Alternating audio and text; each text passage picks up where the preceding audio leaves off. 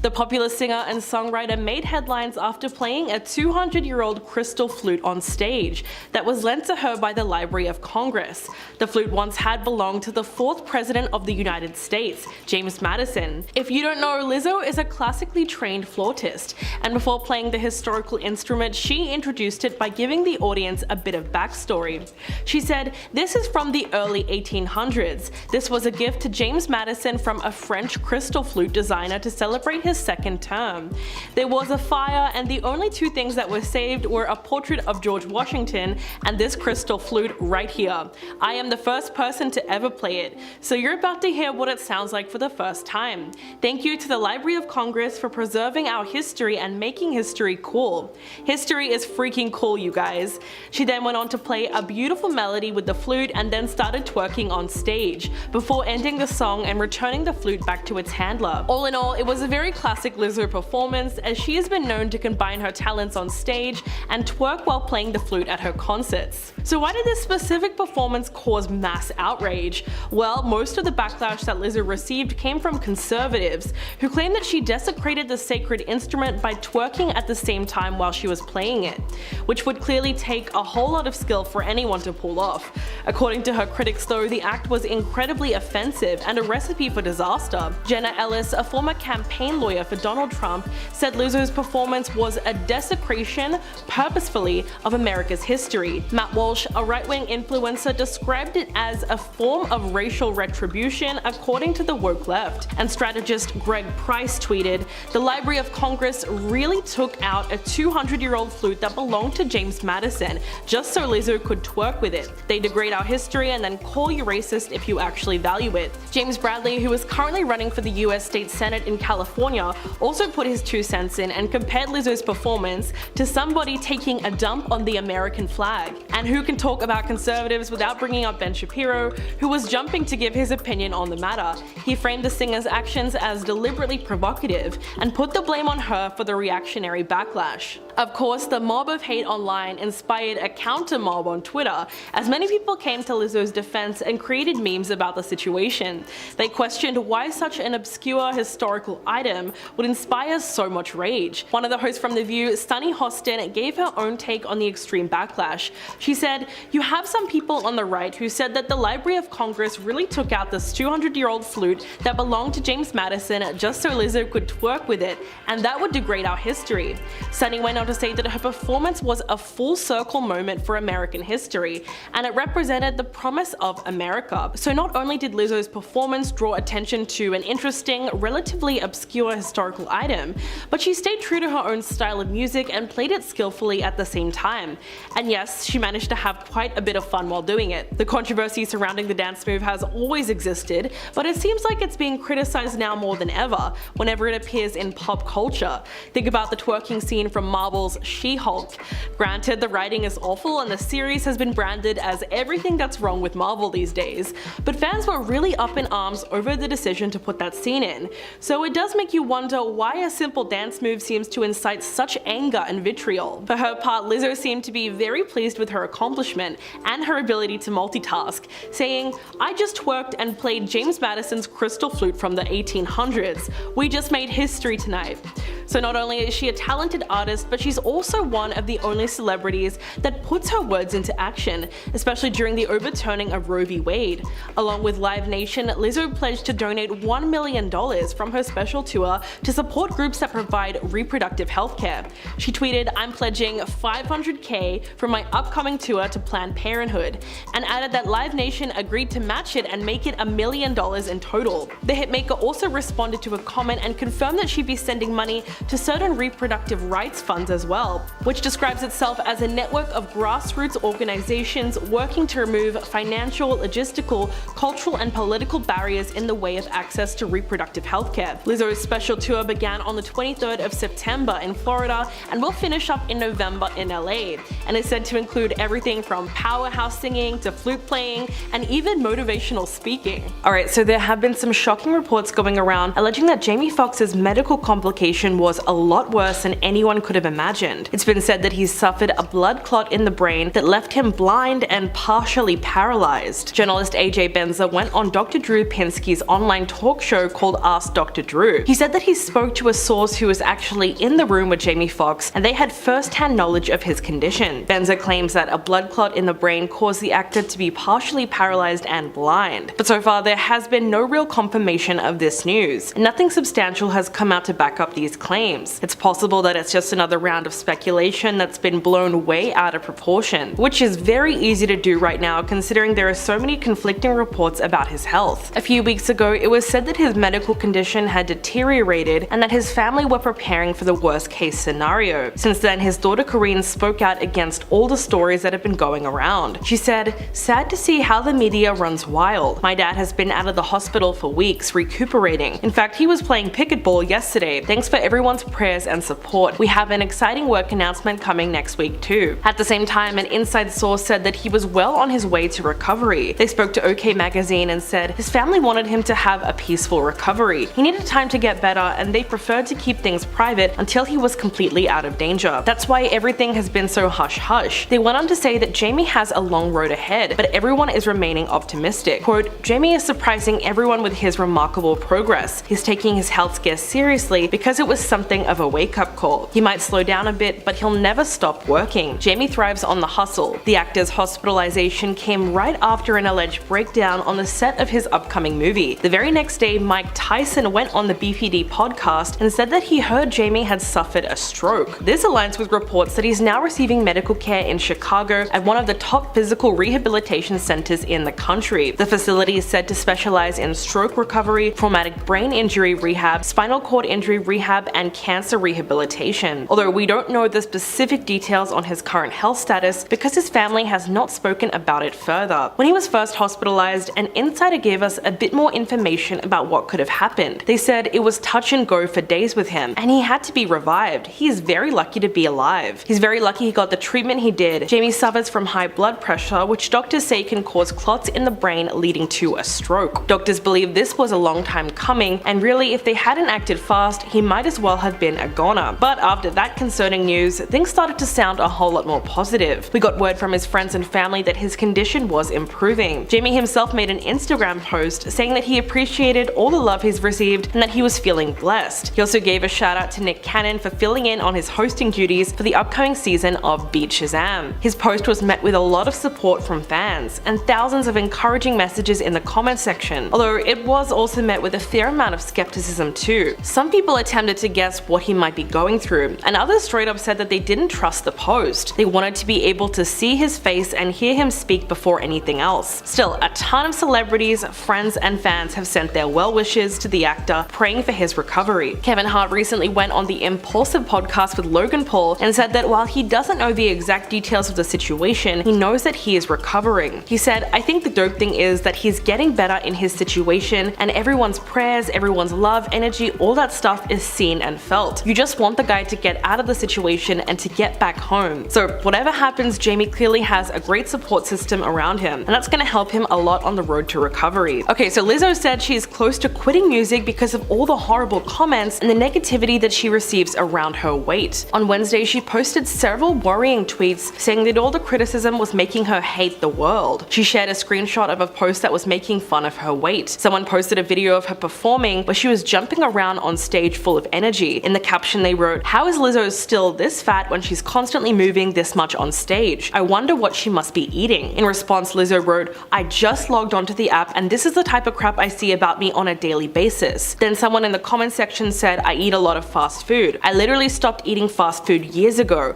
I'm tired of explaining myself all the time and I just want to get on this app without seeing my name in some BS." She went on to say, "This is what my body looks like even when I'm eating super clean and working out. I'm starting to get heated." Sadly, she said love definitely does not outweigh the hate that she gets on social media, and she said that she's seriously thinking about moving to a farm to get away from everything and everyone. There was another hate comment which read, "I don't think Lizzo wants to be smaller, yet if she did, she would be. It's her brand." In response, she wrote that being fat isn't her brand, it's simply what her body looks like. Her brand is actually feel-good music and championing all people. She said, "I've always led with my talent, but when I dropped Good as Hell, feel-good music was corny. When I dropped Juice, disco pop wasn't for them. When I was body positive in 2016, being body positive was pandering. So it's easy to see that she's beyond frustrated with all this constant backlash. Not only does she have to see all these horrible posts about her on a daily basis, but she's always getting criticized for putting body positivity out there. Lizzo has been an activist for social justice and inclusivity ever since she came on the scene. Through her website, she promotes resources and charities supporting causes like reproductive rights, LGBTQ rights, and anti-racism. She was also one of the only celebrities that put her words in action, especially during the overturning of Roe v. Wade. Along with Live Nation, she pledged to donate $1 million from her special tour to support groups that provide reproductive healthcare. In March, she then partnered with Fabletics to create her own inclusive shapewear line. She then sat down for an interview with The Cut where she spoke out about beauty standards. She said, "Just because you don't look like the majority of people in the room doesn't mean you're not beautiful." She also urged people to adopt body neutrality instead of commenting on the way others look. She said, "If you see someone who's had body augmentation, mind your business. If you see someone who's thin, mind your business. That's where I'm at. I don't need you to praise or hate on my body. I just need you to shut up and mind your business and mind your own body." Although the haters take digs at her appearance, Lizzo also gets criticism for almost everything she does, like the fact that she's able to play a flute during her performances. Last September, she made headlines after playing a 200-year-old crystal flute on stage. It once belonged to the 4th President of the United States, James Madison, and it was lent to her by the Library of Congress. While she was on stage, she spoke out about the history behind it and how the flute was made. She was very appreciative and said, "I'm the first person to ever play it, so you're about to hear what it sounds like for the first time. Thank you to the Library of Congress for preserving our history and making history cool." She went on to play a beautiful melody with the flute, and then she started twerking on stage, before ending the song and returning the flute back to its handler. Unsurprisingly, this performance caused mass outrage from conservatives, who called it a desecration of America's history. Of course, the mob of hate online inspired a counter-mob on Twitter, and many people came to Lizzo's defense. They questioned why such an obscure historical item would inspire so much rage. So not only did her performance draw attention to an interesting, relatively obscure historical item, she actually stayed true to her own style of music and played it skillfully at the same time. And yes, she managed to have quite a bit of fun while doing it. So at a certain point, we're just looking for things to be mad about. And now, would you let Elon Musk implant a microchip in your brain? Because that is now a reality. Neuralink has just received FDA approval to start conducting its first tests on humans. The implant aims to help restore vision and mobility to people by linking brains to computers. They hope to treat conditions like paralysis and blindness, and to help people with disabilities use computers and mobile technology. The chips are designed to interpret signals produced in the brain and relay that information to devices via Bluetooth. Neurons communicate through electrical signals to coordinate our thoughts, feelings, and behavior. So these implants would theoretically work by interpreting these electrical signals and transmitting the decoded information to a computer. In the case of helping to restore movement in the body, the computer would then analyze the incoming information and respond by sending signals back to the body, which would then stimulate the nerves and muscles to control movement. As for the operation, the implant gets inserted into a small hole in the skull, which is created by a surgery-performing robot. The implant's electrodes are then embedded just a few millimeters into the cortex, which is the brain's outer layer. Elon Musk has said the procedure can be done in 30 minutes without general anesthesia, but this has never actually been attempted in humans. Neuralink announced the approval on Twitter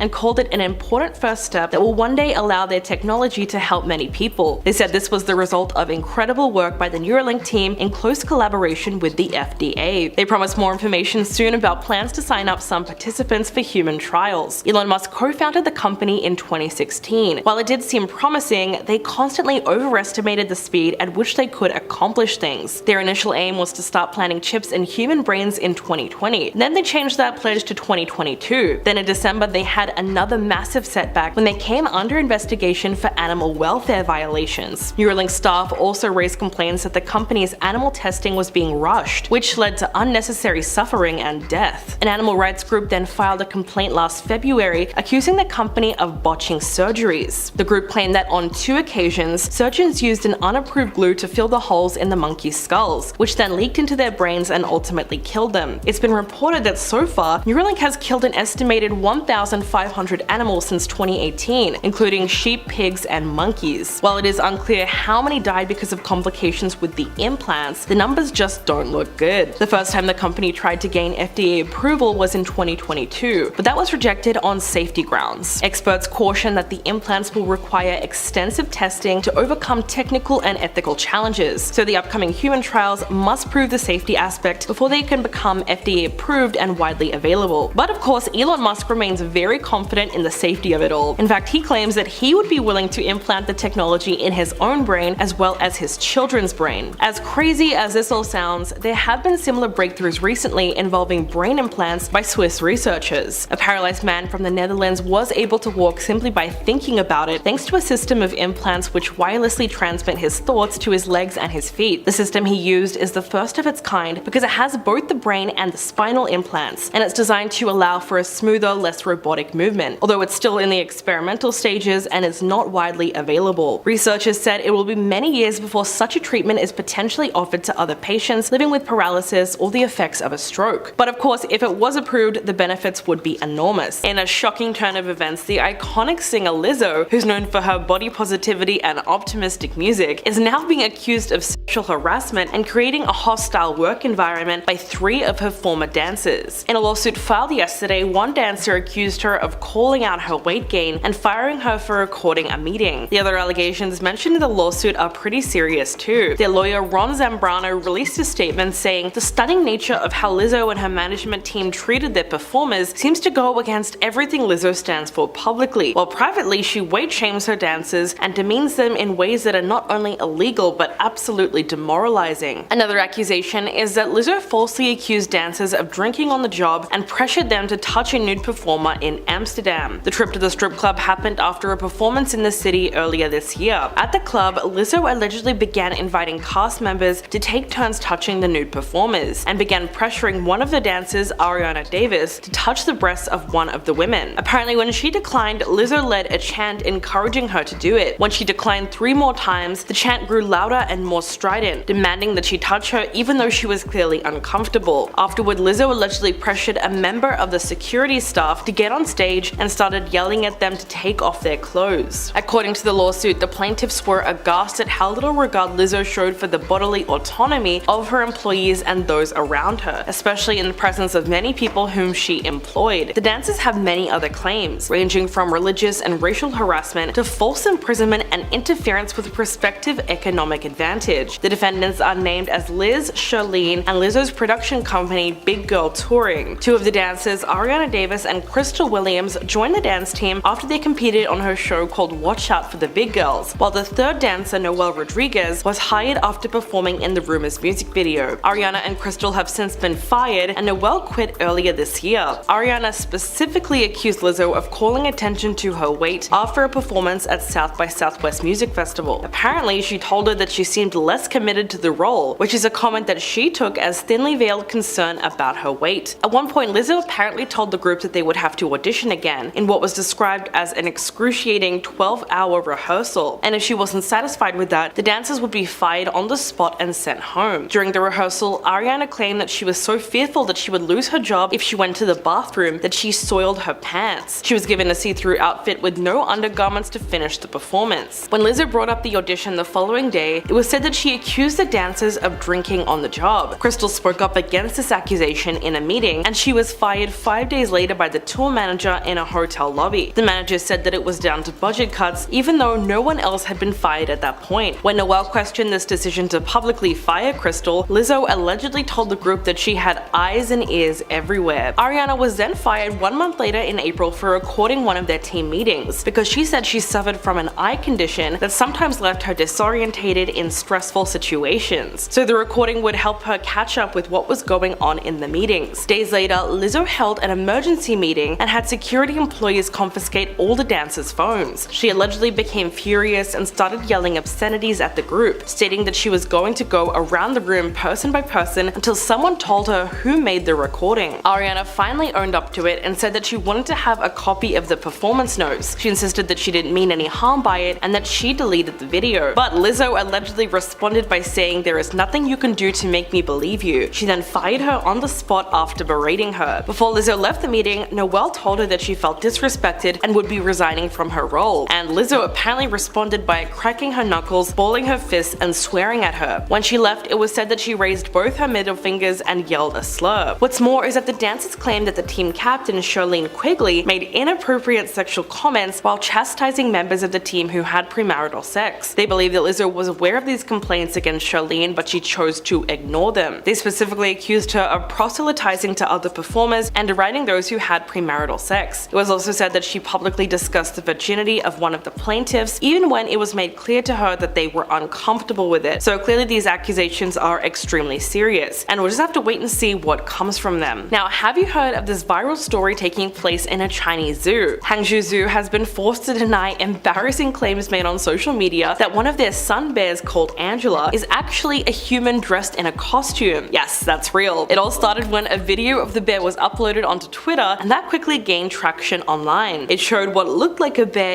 interacting with the public in a very human-like manner. One movement that everyone was talking about shows the back of its body where the skin folds just over its bottom. Basically, the back curves in a way that looks extremely human, and just from the way it's standing on its hind legs and waving seems super suspicious. Some people think that the clip is enough evidence that the bear must be an employee dressed in some sort of elaborate costume. In the comment section of the video, people wrote things like, "I wouldn't even be mad if it was someone in a suit. At least that's another bear free." And of course it's someone in a bear suit. Bears grab with their claws, not their arms. But despite the claims, it seems as though the animal is actually real, not a random guy in a suit. If you know anything about sun bears, you would know that they are hilariously weird. In almost every picture of them, it's guaranteed that they're doing something really silly. They walk around upright a lot, and in that way they do kind of look like people. It's eerie sometimes when you see them walking around like that. Also, the sun bear happens to be the smallest bear, as it stands at nearly 70 centimeters at the shoulder and weighs 25 to 65 kilograms. It is stockily built with large paws, strongly curved claws, small rounded ears, and a short snout. They're about the size of large dogs and most easily identified by the patch of bright orange or cream colored fur on their chest. A wildlife biologist who spoke to NBC has now confirmed that the animal in the zoo is actually the sun bear. They explained that the species is very human-like because they stand up like humans and they walk like humans. So there you have it. What's really funny is visitor numbers at the zoo have now gone up by 30% to around 20,000 people a day since that video went viral. In response, the zoo has done everything they can to try to refute these rumors, with a post on their official WeChat account and several interviews with local media saying that Angela is definitely not a human. Quote, "Our zoo is government run, so that kind of situation would not happen. Also, the temperature in the summer is nearly 40 degrees. If you put on a fursuit, you certainly couldn't last more than a few minutes without lying down." They also made a bizarre post written from the perspective of the sun bear, which was just another way to defend themselves against these allegations. They wrote, "Some people think I stand like a person. It seems you don't understand me very well. When it comes to bears, the first thing that comes to mind is a huge figure and astonishing power. But not all bears are behemoths and danger personified." In response to this viral video, animal rights group PETA has also come out with their own statement. They said that this incident shows how all zoo animals, including this bear, should be moved to sanctuaries and wildlife reserves that prioritize the well-being of animals. They released a statement saying that these highly intelligent and social beings deserve to live freely and thrive in their natural environment, not used as mere spectacles for human entertainment. So if anything, this just brought more attention to the ethics of zoos and their treatments of animals. There's no doubt that conditions inside zoos have changed a lot over the years. The early ones focused more on displaying as many unusual creatures as possible, whereas most modern ones now focus on conservation and education. Some people have made the argument that zoos actually save endangered species and educate the public at the same time, but most animal rights activists believe that the cost of confining animals outweighs the benefits, and that the violation of the rights of individual animals just can't be justified no matter which way you look at it. Now, what is this Lana Del Rey prophecy, and is it actually coming true? So it's widely known that Lana dabbles in witchcraft. You might remember that in 2017, she called on her fans to join a mass occult ritual against Donald Trump. On Twitter, she wrote, "At the stroke of midnight, February the 24th, March the 26th, April the 24th, and May the 23rd, ingredients can be found online." These dates refer to the timing of the waning crescent moon, where followers believe it is a time to get rid of stress and negative energy. She called on witches from around the world to cast a binding ritual on Trump once a month, in an effort to get him removed from office. Now, with that in mind, fans think that Lana has actually started a prophecy, and it can all be traced back to one Instagram post. Back in 2020, she faced intense backlash when she posted a question for the culture on Instagram, where she called her critics pathetic. In this long message, she essentially said that she had it harder than most women in the music industry. She also compared her experience to a list of mainly black female artists. She wrote, "Now that Doja Cat, Ariana, Camila, Cardi B, Kalani, and Nicki Minaj and Beyonce have had #1s with songs about being sexy, wearing no clothes, cheating, etc., can I please go back to singing about being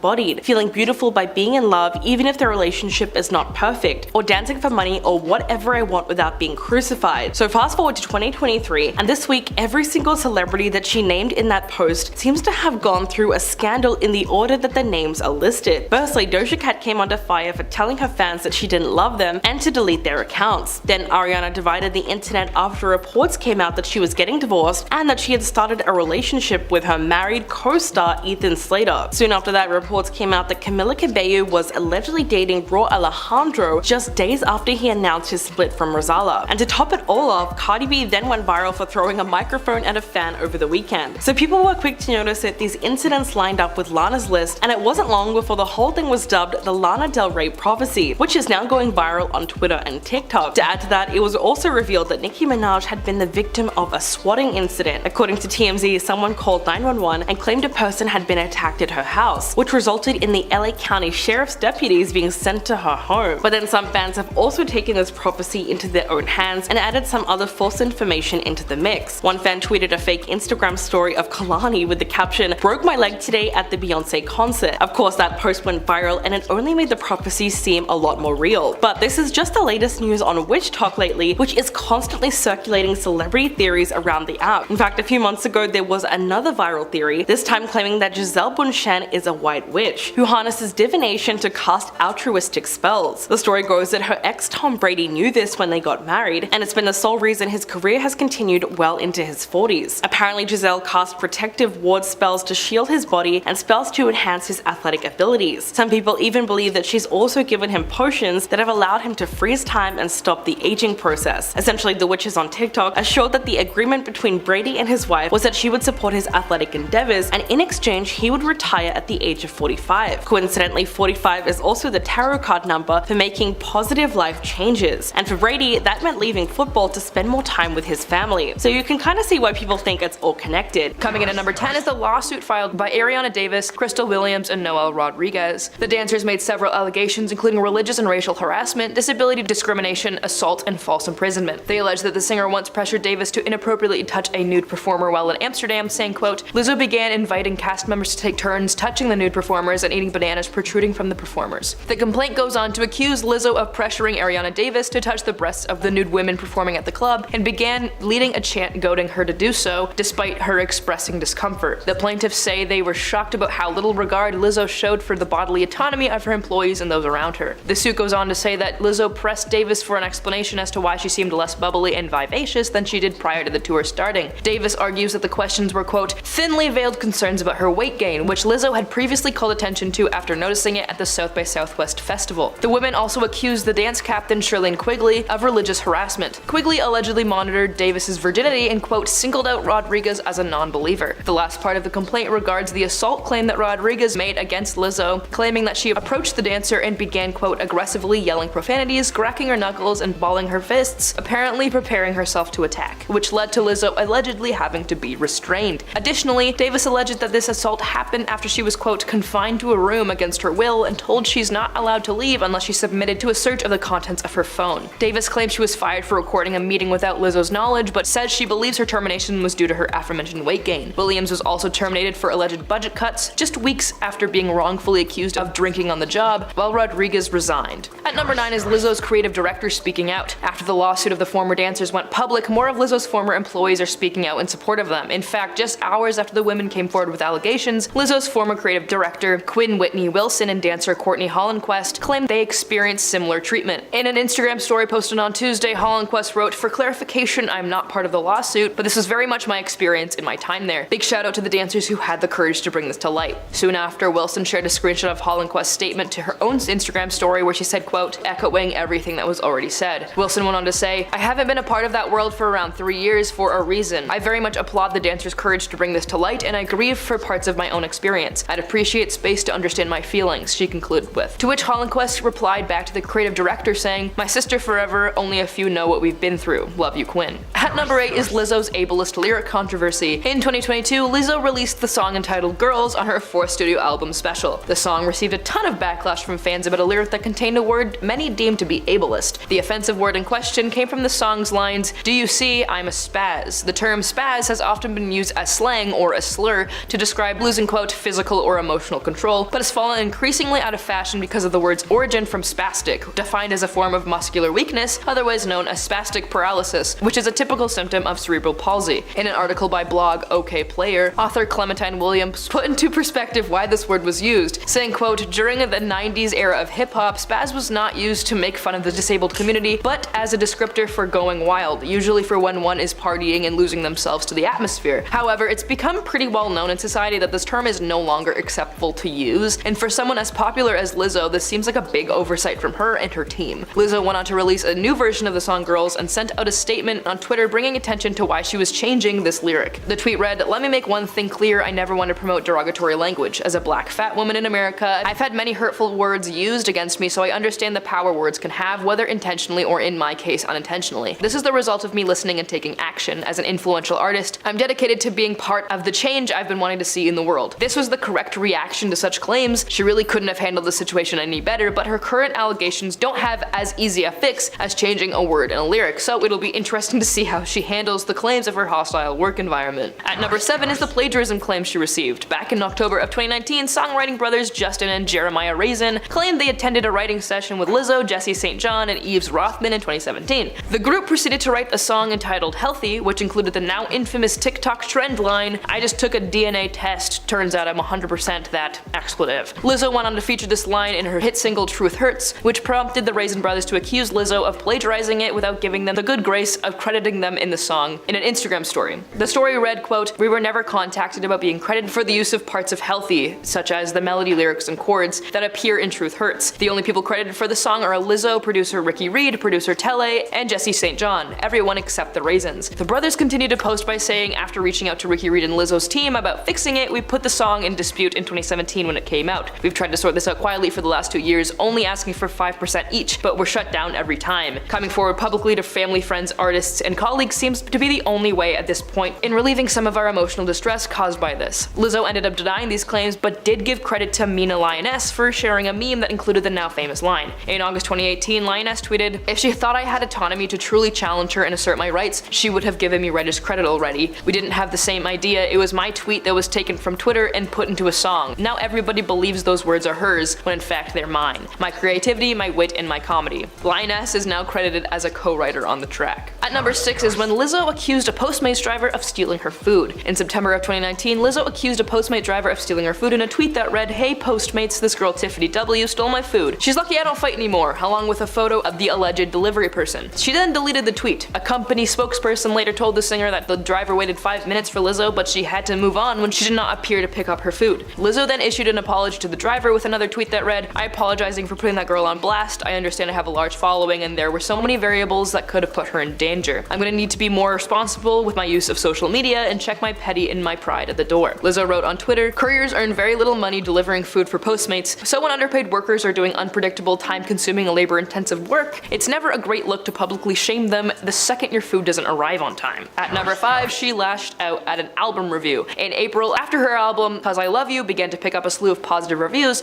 Pitchfork published a lukewarm review of the record. The reviewer gave the record a 6.5 out of 10 and called Lizzo, quote, "clearly a talent," but that was not positive enough for Lizzo, who later tweeted, "People who review albums and don't make music themselves should be unemployed." Lizzo later deleted the tweet, but doesn't she have enough money to brush off a 6.5 out of 10? That's not even that bad. At number 4 is when Lizzo openly said some pretty inappropriate comments about BTS. In a CBS interview where Lizzo listens to the K-pop band's music for the first time, she says she would collaborate with the boys, but her comments took an unnecessarily risque turn when she mentioned she wouldn't be able to focus on making music because she wouldn't be able to keep her hands off them. She said this in an obviously more graphic way, and although it sounds like she was saying it as a joke of some sort, people did not find it funny at all. Many fans of BTS rightfully criticized Lizzo for being extremely disrespectful, and this isn't the first time Lizzo made inappropriate comments about other artists. During an interview on Kiss Breakfast with Tom and Daisy, Lizzo made similar remarks about Harry Styles, where she joked that she and Styles had slept together. As well, at a concert in Miami, she invited the former One Direction star to come up on stage with her, and as they sang together, Lizzo seemingly tried to grab Styles' butt. He smiled along and even grabbed back at her, but fans still accused Lizzo of sexualizing the singer without his consent. Especially after the recent allegations coming out about her,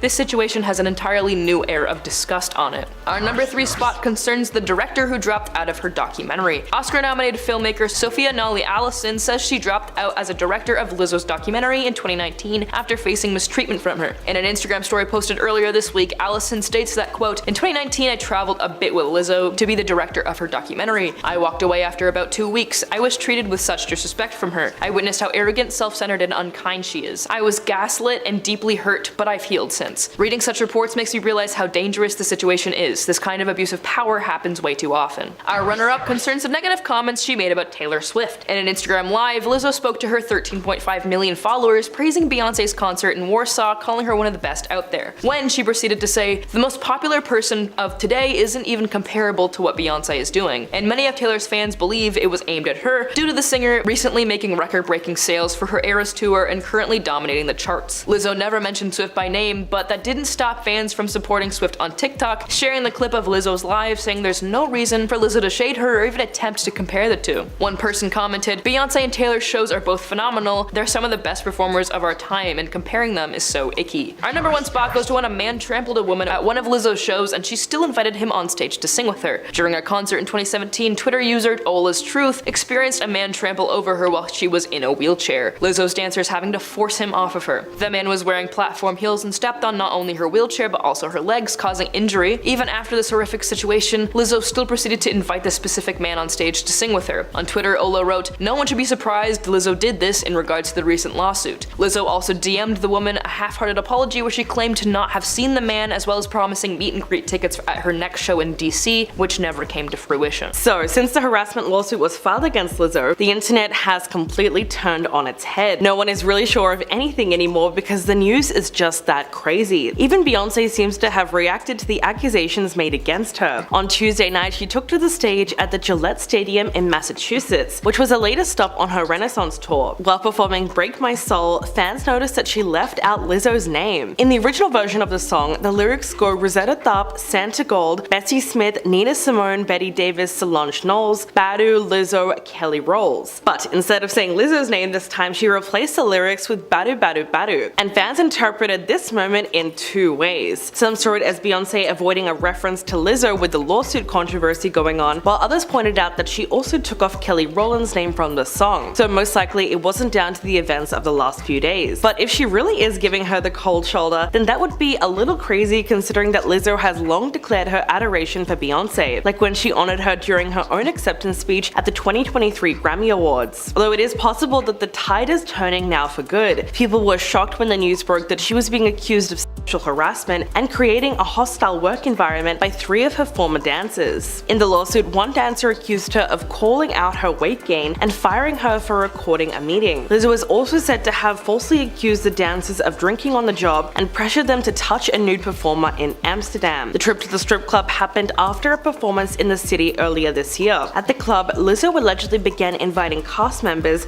to take turns touching the nude performers, and then she pressured one of the dancers, Ariana Davis, to touch the breasts of one of the nude women. Apparently, she declined, and then Lizzo led a chant encouraging her to do it. When she declined 3 more times, the chant grew louder and more strident, and Lizzo demanded that she touch her even though she was clearly uncomfortable. Afterwards, she allegedly pressured a member of the security staff to get on stage and started yelling at them to take off their clothes. According to the lawsuit, the plaintiffs were aghast at how little regard Lizzo showed for the bodily autonomy of her employees and those around her, especially in the presence of many people whom she employed. The dancer's various other claims ranged from religious and racial harassment to false imprisonment and interference with prospective economic advantage. Ariana Davis specifically accused Lizzo of calling attention to her weight after a performance at South by Southwest Music Festival. Apparently, she told her that she seemed less committed to her role after she gained some weight, which is a comment that she took as thinly veiled concern about her body. At one point, Lizzo told the group that they would have to audition again in what was described as an excruciating 12-hour rehearsal, and if she wasn't satisfied with the performance, the dancers would be fired on the spot and sent home. During the rehearsal, Ariana claimed that she was so fearful that she would lose her job if she even went to the bathroom that she apparently soiled her pants. She was then given a see-through outfit with no undergarments to finish the performance. While that sounds horrible, these allegations only started to snowball from this point on. Oscar-winning filmmaker Sophia Nali Allison made a post on social media saying that she quit her role as the director of a Lizzo documentary in 2019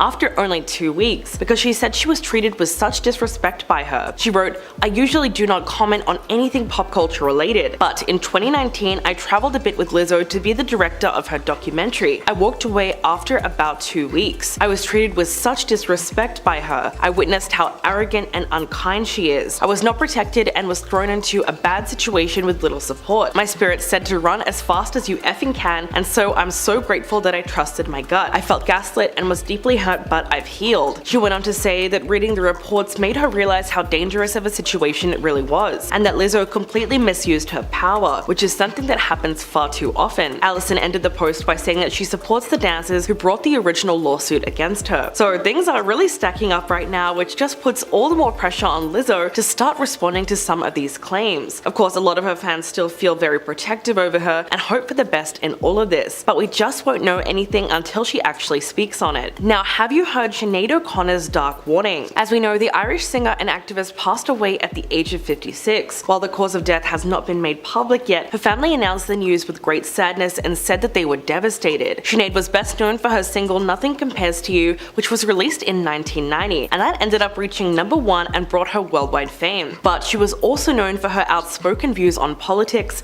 women's rights, and the music industry in general. In the days since her untimely death on Wednesday, July 26, many stories from her past have now resurfaced, but one of the most interesting ones was her 2013 letter to Miley Cyrus, which she published on her website. After the release of the viral music video for Wrecking Ball, the then 20-year-old Miley spoke to Rolling Stone and said that she'd been inspired by Sinead's song Nothing Compares to You, and in response, Sinead wrote a lengthy letter, which was said to be in the spirit of motherliness with love. She essentially told Miley that it wasn't cool to be naked and licking sledgehammers in her videos, and that she was in fact being pimped by the music industry. She wrote, "Nothing but harm will come in the long run from allowing yourself to be exploited, and it is absolutely not in any way an empowerment of yourself or any other young women. For you to send across the message that you are to be valued, even by you, more for your sexual appeal than your obvious talent." She explained that while she is happy to hear that she's a role model for Miley, she wants her to pay close attention to what she has to say. She wrote, "The music business doesn't care about you or any of us. They will be sunning themselves on their yachts in Antigua, which they bought by selling your body, and you will find yourself very alone." Sinead suggested that Miley doesn't even care about herself, which is why she put out a video like that. Though she doesn't actually blame her for anything, she said she simply wanted to protect her because it's a dangerous world. So that was the biggest part of her letter. She essentially tells her that she is worth more than her body or her sexual appeal. Quote, "Real empowerment of yourself as a woman would be to in future refuse to exploit your body or your sexuality in order for men to make money from you. I needn't even ask the question. I've been in the business long enough to know that men are making more money than you from you getting naked. It's really not cool at all, and it's sending dangerous signals to other young women." So that in itself sounds pretty harsh, which is why a lot of Miley's fans felt that she was trying to shame her for the way that the music industry works and things beyond her control. This is because Sinead seemed very worried about Miley sexualizing herself above all else. She even brought up her days on Hannah Montana and said that getting naked is not the way to shed that image. But Miley's response to the letter was criticized as well. She chose to take a dig at Sinead's mental health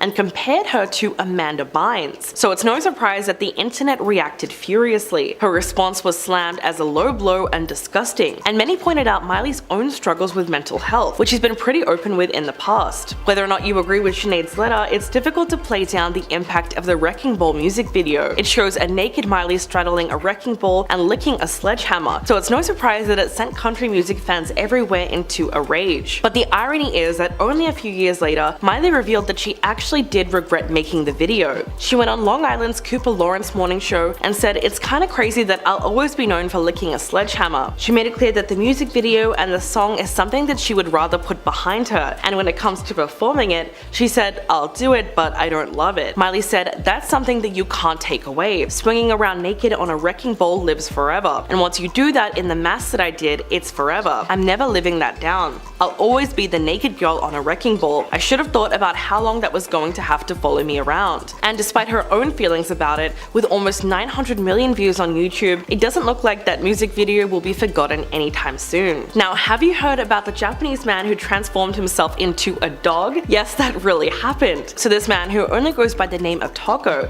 has apparently undergone a complete metamorphosis and taken on the appearance and behavior of a human dog. He spent 2 million yen, so around $20,000, on the transformation operation to become a dog. His hyper-realistic dog costume was produced in 40 days by the Japanese company called Zeppet, which creates costumes for TV commercials and films. They make things like miniatures, body costumes, and 3D models. Toko has a YouTube channel with around 30,000 subscribers, where he's posted videos of him playing on all fours in his garden and attempting to do tricks. Now, after months of preparation and self-discovery, he recently had his first public walk and ventured into the outer world to meet other people and other animals. He said that he was very nervous and a little scared, but that he's been wearing a leash because people are surprised when they see him. In one of his latest videos, he's shown being taken for a stroll on a leash. He does things like sniffing at other dogs in a park and rolling around on the floor. His antics seem to be well received by passerbys and other dogs in the video, but judging from their reactions, you can tell that they know he is not a real dog. As for the everyday activities, Toko says that he enjoys doing things that only dogs do. Apparently, he wears sandals to protect his feet when he's outdoors, and it also prevents the bottom of the costume from getting dirty, considering that he spent so much money on it. Despite his cult following on YouTube though, Toko is not ready to remove his mask. He's chosen to keep his identity a secret, and it seems as though it's going to stay that way. He spoke to Daily Mail last year about why he wanted to keep it all a secret. He claimed that he doesn't want his hobbies to be known, especially by the people that he works with. He said they find it strange that he wants to be a dog, which is why he can't show his true face, and he rarely tells his friends because he's afraid that they will think he's weird. Late last year, Toko said that he still hasn't built up enough confidence to tell some of his closest friends about his hobby, though just from the ones he has told, he said that they seem very surprised to learn that he has become an animal. In some ways, his hesitation makes a lot of sense, considering that he says he's had to deal with a lot of online bullying, even though people don't know his actual identity. Under his videos, he gets comments saying that the whole thing seems like some kind of fetish. One person wrote, "Men will literally spend $20,000 to transform into a border collie instead of going to therapy." In response to those comments, Toko wrote, "I'm just sad that people can think of that. I love animals and enjoy play acting like a collie. This is my hobby, so I will carry on. It makes me happy and other people happy too." When he spoke about his fascination with dogs in an interview, he said, "Ever since I was a small child, I wanted to be an animal. I think it's a desire to transform. I've thought about it since I can remember." He said, "Do you remember your dreams from when you were little? You want to be a hero or a wizard. I remember writing in my grade school graduation book that I wanted to be a dog and walk outside." So he's really just living out his childhood dreams, regardless of what people might think of it. In this case, he's clearly put a lot of effort and a lot of money into transforming into a dog. And as bizarre as it is to some people, at the end of the day, it's really just about what makes you happy. Coming in at number 10 is when she lashed out at an album review. After her album "Cause I Love You" was receiving a slew of positive reviews from fans and casual radio listeners, the publication Pitchfork published what many deemed to be a lukewarm review of the record. The reviewer gave the record a 6.5 out of 10 and called Lizzo, quote, "clearly a talent," but it was not a positive enough review for Lizzo to feel satisfied with. As she later tweeted, "People who review albums and don't make music themselves should be unemployed." Lizzo later deleted the tweet, but geez, doesn't she have enough money to brush off a 6.5 out of 10? That's not even that bad. Reviewing art is often a subjective opinion and doesn't always need to be taken personally. Lizzo was already all over every radio station and Spotify playlist, so why did she feel so strongly about a 6.5 on Pitchfork? At number 9, we're remembering that time Lizzo accused a Postmates driver of stealing her food. In September of 2019, Lizzo sent out a tweet that read, "Hey Postmates, this girl Tiffany W stole my food. She's lucky I don't fight anymore," along with a photo of the alleged delivery person. She deleted the tweet soon after, but not after many followers had already seen the claim. A company spokesperson later told the singer that the driver waited 5 minutes for Lizzo, but she had to move on when she did not appear to pick up her food. Lizzo then issued an apology to the driver with another tweet that read, "I apologize for putting that girl on blast. I understand I have a large following and that there were so many variables that could have put her in danger. I'm really going to need to be more responsible with my use of social media and check my petty and pride at the door." This instance is especially upsetting since food delivery couriers are severely underpaid while doing unpredictable, time-consuming, and labor-intensive work, so it's never a great look to publicly shame them the second your food doesn't arrive on time. At number 8 is the plagiarism claim she received. Back in October of 2019, songwriting brothers Justin and Jeremiah Raisin claimed that they attended a writing session with Lizzo alongside Jesse St. John and Yves Rothman in 2017. The group proceeded to write a song entitled "Healthy," which included the now infamous TikTok trend line, "I just took a DNA test, turns out I'm 100% that bleep." Lizzo went on to feature this line in her hit single "Truth Hurts," which prompted the Raisin brothers to accuse Lizzo of plagiarizing it without giving them the good grace of crediting them in the song. The only people credited for the song were Lizzo, producer Ricky Reed, producer Tele, and Jesse St. John. Everyone except the Raisins. Lizzo ended up denying these claims, but did give credit to Mina Lioness for sharing a meme that included the now famous line before the song was ever released. In August of 2018, Lioness tweeted, "If she thought I had the autonomy to truly challenge her and assert my rights, she would have given me my writer's credit already. We didn't have the same idea, it was my tweet that was taken from Twitter to put into the song." Now everybody believes that those were were her words when in fact they were mine. My creativity, my wit, and my comedy. Lioness is now credited as a co-writer on the track, but the raisins were left in the dust with no word from Lizzo since. At number 7 is Lizzo's ableist lyric controversy. In 2022, Lizzo released a song entitled Girls on her 4th studio album Special. The song received a ton of backlash from fans about a lyric that contained a work many deemed to be ableist. The offensive word in question came from the song's line, "Do you see this? I'm a spaz." The term spaz has often been used as slang or a slur to describe losing, quote, physical or emotional control, but has fallen increasingly out of fashion because of the word's origin from spastic, defined as a form of muscular weakness, otherwise known as spastic paralysis, which is a typical symptom of cerebral palsy. In an article by the blog OK Player, author Clementine Williams put into perspective why this word was used, saying, quote, "During the 90s era of hip-hop, spaz was not used to make fun of the disabled community, but as a descriptor for, quote, going wild." However, it's become pretty well known in society that this term is no longer acceptable to use, and for someone as popular as Lizzo, this seems like a big oversight for her and her team. Lizzo went on to release a new version of the song Girls and sent out a statement on Twitter bringing attention to why she was changing the word in the lyric. The tweet read, "Let me make this clear, I never want to promote derogatory language. As a black fat woman in America, I've had so many hurtful words used against me, so I understand the power words can have, whether intentionally or in my case, unintentionally. This is the result of me listening and taking action. As an influential artist, I'm dedicated to being part of the change I've been wanting to see in the world." And this was the correct reaction to such claims. She really couldn't have handled the situation any better. But her current allegations don't have as easy a fix as changing a word in the lyric, so it'll be interesting to see how she handles the claims of her hostile work environment. At number 6 is when Lizzo openly said some pretty inappropriate comments about BTS. In a CBS interview where Lizzo listens to the K-pop band's music for the first time, she said she would collaborate with the boys, but her comments took an unnecessarily risque turn when she mentioned she wouldn't be able to focus on making music because she wouldn't be able to keep her hands off of them. She said this in an obviously more graphic way, and although it sounds like she was trying to make a joke of some sort, people did not find it funny at all. Many fans of BTS rightfully criticized Lizzo for being extremely disrespectful. This isn't the first time Lizzo made inappropriate comments about other artists. In fact, during an interview on Kiss Breakfast with Tom and Daisy, Lizzo made similar remarks about Harry Styles, where she joked that she and him had slept together. As well, at a concert in Miami, she invited Styles to come up on stage with her to sing her song Juice, and as they sang together, Lizzo seemingly tried to grab Styles' butt. He smiled along and even tried to grab back at her, but fans still accused Lizzo of sexualizing the singer without his consent. Lizzo has not made any public comment about either of the situations, especially after the recent allegations coming out about her. This situation has an entirely new air of disgust to it. Thinking that you can just say and do whatever you want to people without receiving any sort of consequence is peak mean girl behavior. Our halfway point concerns the negative comments she made about Taylor Swift. In an Instagram live, Lizzo spoke to her 13.5 million followers, praising Beyonce's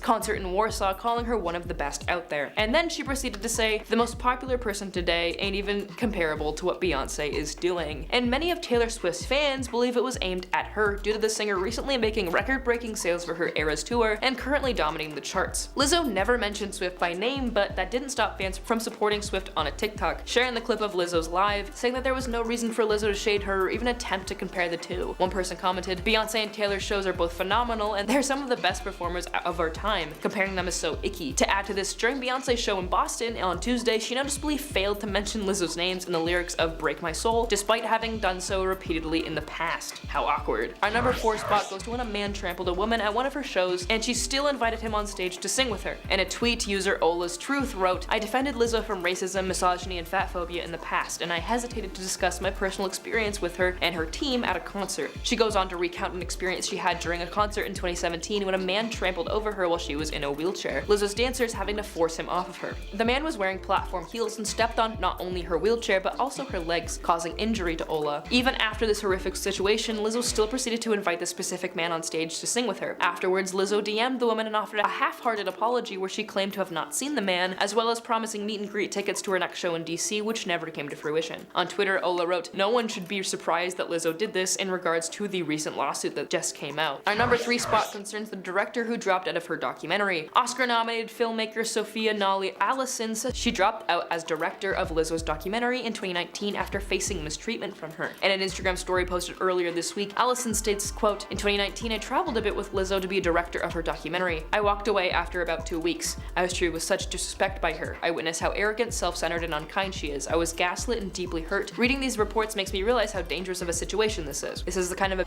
power that happens all too often. Allison refrained from mentioning what exactly Lizzo's behavior entailed during their time working together, but it's clear that enough happened to deeply affect her. Our runner-up is Lizzo's creative director speaking out. After the lawsuit from former dancers went public, more of Lizzo's former employees are speaking out in support of them. In fact, just hours after the women came forward with allegations, Lizzo's former creative director and dancer Courtney Hollenquist claimed that they experienced similar treatment. In an Instagram story posted on Tuesday, Hollenquist wrote, "For clarification, I'm not a part of the lawsuit, but this was very much my experience in my time there. Big shout out to the dancers who had the courage to bring this to light." Soon after, Wilson shared a screenshot of Hollenquist's statement on her Instagram story where she said she was, quote, "echoing everything that was already said." Wilson went on to say, "I haven't been part of that world around 3 years for a reason. I very much applaud dancers' courage to bring this to light, and I grieve for parts of my own experience. I'd appreciate space to understand my feelings," she concluded. To which Hollenquist replied back to the creative director saying, "My sister forever, only a few know what we've been through. Love you, Quinn." Our number one spot is the lawsuit allegations. According to court docs obtained by ET, Ariana Davis, Crystal Williams, and Noel Rodriguez, all former dancers of Lizzo, claimed that they faced sexual, religious, and racial harassment, disability discrimination,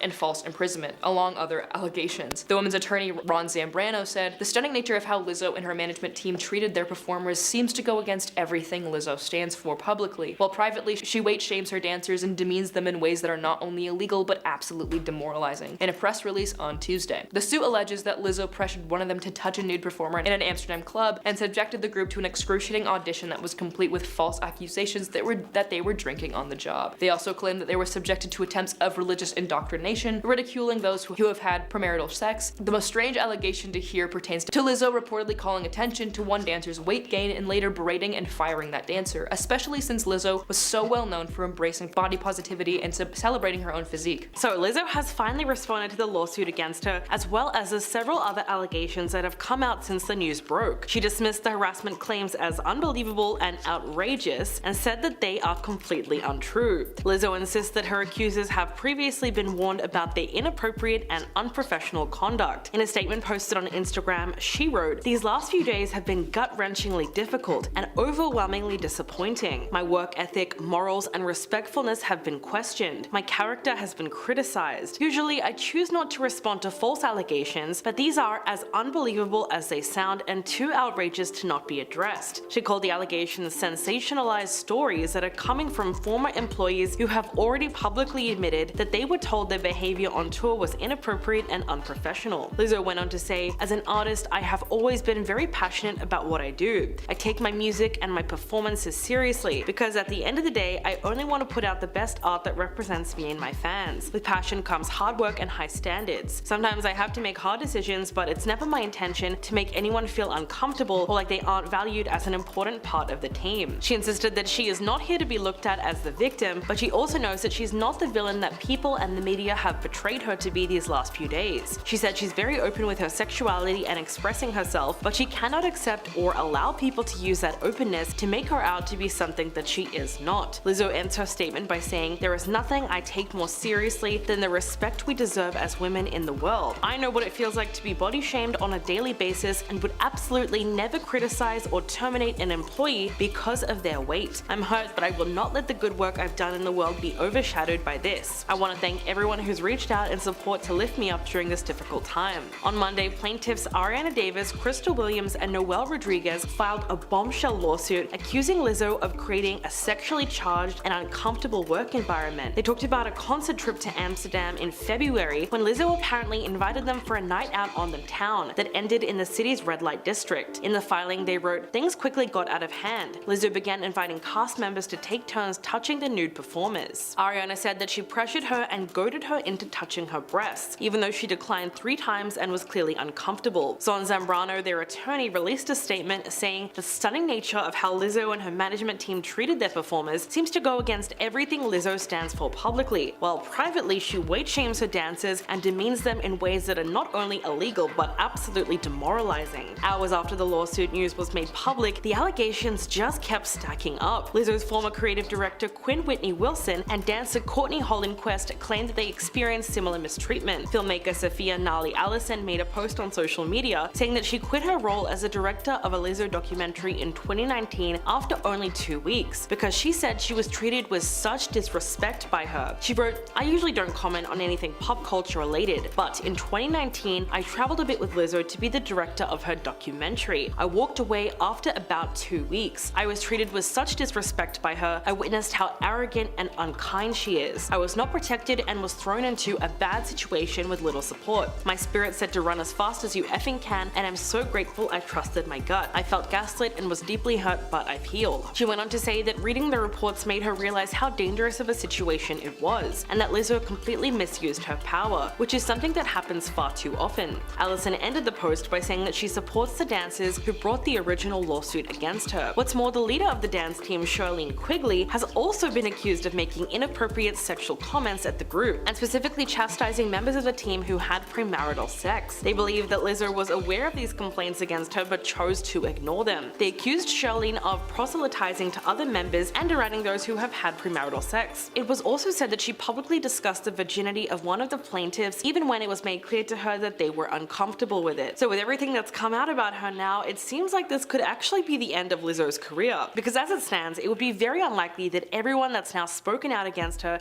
is somehow lying. Moving on, did you know that Justin Trudeau and his wife Sophia are getting divorced? After 18 years of marriage, the two of them have decided to call it quits. They posted joint statements on Wednesday saying, "After many meaningful and difficult conversations, we have made the decision to separate. We remain a close family with deep love and respect for each other and for everything we have built and will continue to build." Apparently, they've signed a legal separation agreement, and his office said that the whole family will be going on vacation starting next week. And despite their split, they will all be together on the trip. Justin and Sophie tied the knot way back in 2005, and they have 3 kids together: 14-year-old Ella Grace, 9-year-old Hadrian, and 15-year-old Xavier. Sophie's been an advocate for things like gender equality and mental health over the years, while her husband has been in politics. Trudeau's office said the two of them are focused on raising their kids in a safe, loving, and collaborative environment, and both will be a constant presence in their children's lives. They said Canadians can expect to often see the family together from now on, regardless of the separation. Trudeau and his family have lived in Rideau Cottage on the Rideau Hall grounds in Ottawa since he became Prime Minister. According to a source, Sophie still plans to spend a considerable time at the cottage, but she's already made arrangements to move into a private residence nearby, at her own expense of course. But one key change in all of this is that she will no longer represent the government of Canada. She will not be considered the spouse of the Prime Minister in any official capacity on the world stage. As a political power couple, they had a high public and international profile even before Justin's time in elected office. They first met in their youth as Sophie went to school with his younger brother Michael, and then they reconnected and began dating after co-hosting the Montreal Grand Prix charity ball in 2003. They got engaged in 2004 and were married on May 28th in 2005 at a ceremony in Montreal. Since then, they seemed like a happy couple, and there weren't very many clues that they were going through tough times. There had been a bit of speculation about their relationship recently, considering that they were seen together on fewer and fewer public occasions. Then in an anniversary post last year, Sophie mentioned them navigating sunny days, heavy storms, and everything in between. She also said that long-term relationships can be challenging in so many ways, which is true no matter who you're married to. As for Justin, he posted a photo of them holding hands on their anniversary this year, and in the caption he wrote, "Every mile of this journey together is an adventure. I love you, Soph, happy anniversary." His wife has played a prominent role in his election campaigns, and she's also chosen to use her platform to promote causes that she cares about, like mental health and wellness, as well as women's rights. This spring it was announced that she's writing 2 books that will be published by Penguin Random House. The first one is called Closer Together, Knowing Ourselves and Loving Each Other, and it's been billed as an inspirational self-discovery and wellness book for adults. She's also working on a children's picture book in 2025 that is supposed to draw on her love for nature and her advocacy work in mental health and emotional literacy. According to several inside sources,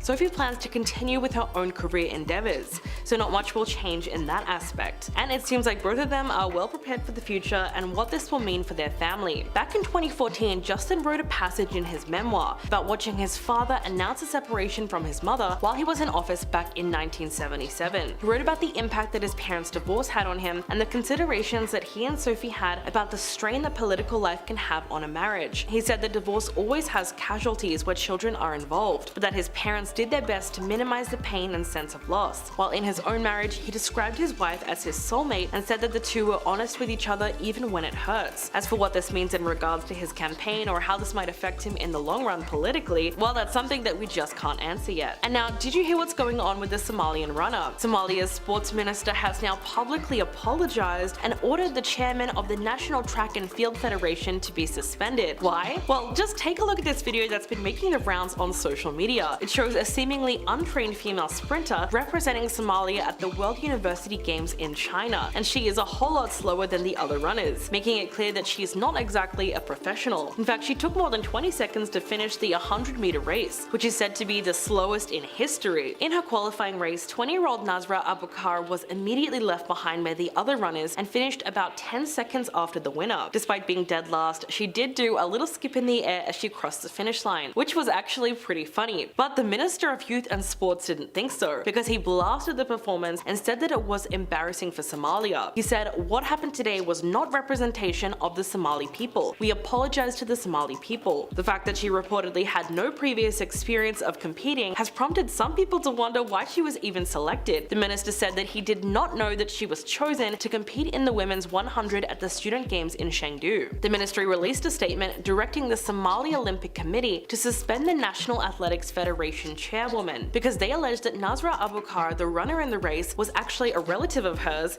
and was given the chance to compete at the games just because of that. So essentially, it was potentially a case of nepotism. And so many things about this incident are just not adding up. Somalia's university union has said that it has not sent any runners to China as part of the official team, and an investigation by the Somali Ministry of Youth and Sport revealed that she is not even a sports person, let alone a runner. What's more is that the investigation found that the Somali University Sports Association does not exist, so the ministry said it will pursue legal action against both the chairman and the others responsible for the falsification of the sports group. This incident has brought about a ton of controversy online, and naturally a lot of jokes have come out of it as well, mostly revolving around nepotism and its consequences. There have since been a few interviews with the runner, though it's unclear about the timeline exactly. In one of them, she apparently claimed that she had only been training for 1 month for the race, which of course would explain a lot. But the main question here more than anything else is why. For whatever reason, someone decided to put her up against runners that are more than twice as fast as her, which is not only unfair, but it must not be a great feeling for her either, considering that videos of the race have now gone mega viral. In this case, there's just too many unanswered questions to make sense of it all. Interestingly enough, this incident is not the first time that the country has sparked controversy with its choice of athletes at international events. Back in 2016 at the Rio Olympics, a runner completed the 400-meter race in about 1 minute and 10 seconds, which still sounds very fast unless you compare it to the other athletes who clocked in at an average of 48 seconds. So that was enough to raise a few eyebrows over who they decided to send. Then at the 2012 Olympics in London, another runner clocked in a time of 1 minute 20, which was a whole 30 seconds behind the winner. And that's a pretty big gap in this kind of race. Though it's not all criticism, in this most recent case, many people have also been praising the runner for trying to take part in the race at all, and for defying the tough conditions faced by women seeking to take part in high-level sport, considering that some people still believe that women should not participate in sport at all.